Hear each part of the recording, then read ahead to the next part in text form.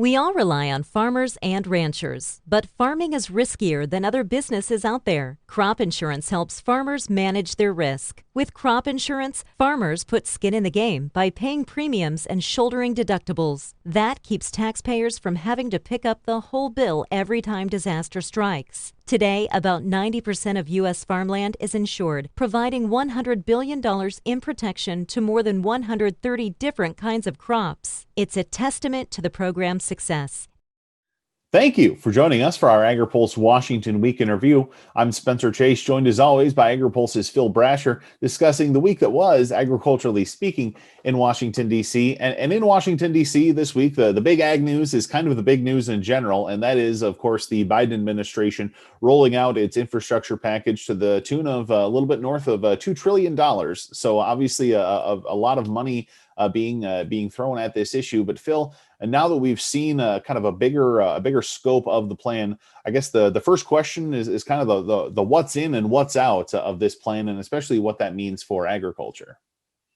Well, as you mentioned, it's a little over 2 trillion, about two trillion and a quarter.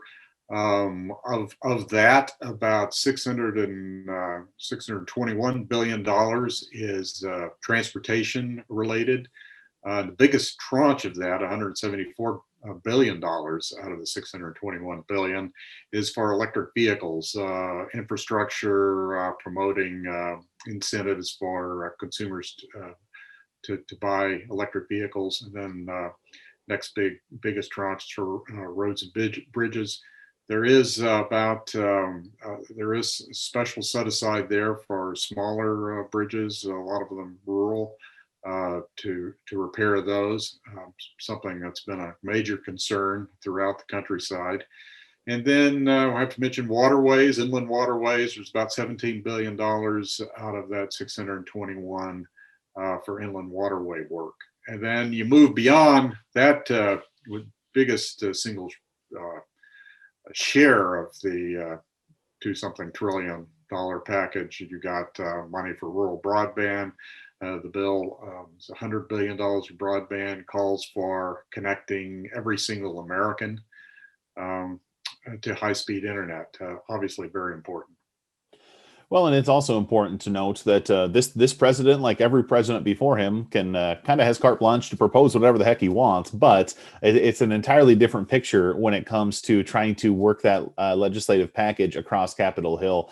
And there was some concern over the potential funding mechanisms going into this announcement, and I think some of that concern remains, not only with how it's funded, but just how large of a spending deal or an infrastructure package this is going to be. Yeah, it's they've completely focused on paying for this with corporate tax increases of various kinds over a 15-year period. The money's supposed to be spent in 8 years, paid for in 15 years. Probably it's most politically, you're going to get the most political support nationally for going after corporations for tax increases versus individual tax increases. And I think that's probably the most important element to note, also from the perspective of farm groups. They're very concerned about proposals to increase capital gains, either the capital gains rate, or something very of a lot of concern was a proposal that President Biden made during his campaign to eliminate the step up in basis on inherited assets. That would mean when you would go to sell something, land or whatever you had inherited from your parents, you would have to pay a capital gains on the value from when your parents actually bought the asset, not when you inherited it, which is now the case. So that's not in there.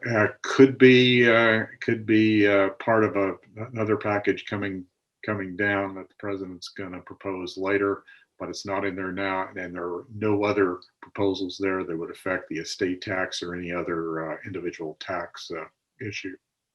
Because we should note, Phil, as you mentioned there, the White House said they're going to split the infrastructure proposal kind of in two. One of the physical infrastructure that they rolled out here on Wednesday. Another, the social infrastructure, as they're calling it, things like child tax credit and some other provisions that are going to be coming down the road. So obviously, a lot to be coming on that front in terms of what the White House is doing on that, how Capitol Hill will react. We have seen House Speaker Nancy Pelosi saying she's aiming for July for some kind of legislative consideration. But what that bill looks like if and when it comes to the House floor, what that bill looks like if and when it comes to the Senate floor, still something we're going to be watching here in these next couple of months. I would encourage you to stop by agripulse.com and read up on some of Phil's coverage of what we know so far about this infrastructure proposal.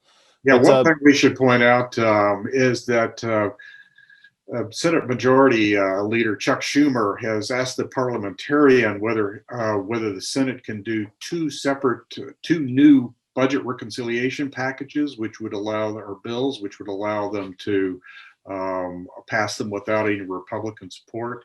If he can do two, that makes it much easier for them to pass these two packages. And the second one is not likely to have Republican support either, especially if it's paid for with additional tax increases.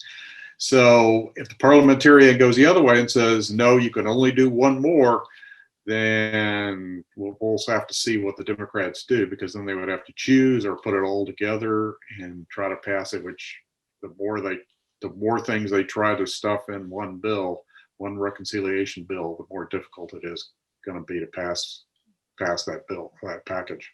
Mm-hmm.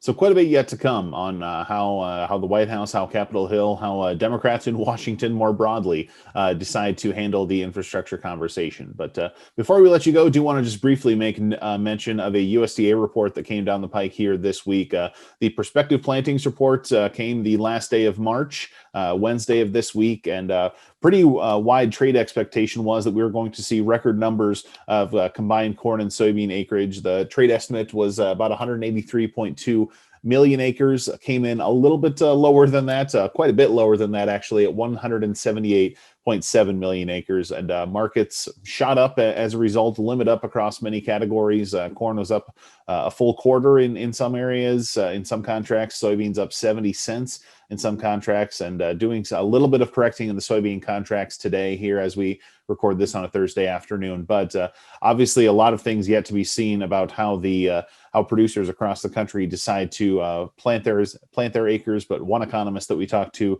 yesterday pointed out that it is interesting to note that it doesn't appear that a lot of these marginal acres, they don't appear to be headed back into production this year. And so that's obviously something we're going to be keeping an eye on, is how that unfolds and what are the potential policy implications of that if markets react and if producers react accordingly. So obviously a lot to keep an eye on across the country as producers head into the fields here in this month of April and into May to plant this year's crop of corn and soybeans. And we'll be keeping an eye on that and many other things at agripulse.com. But I think that's going to do it for this week. So for Phil Brasher, I'm Spencer Chase.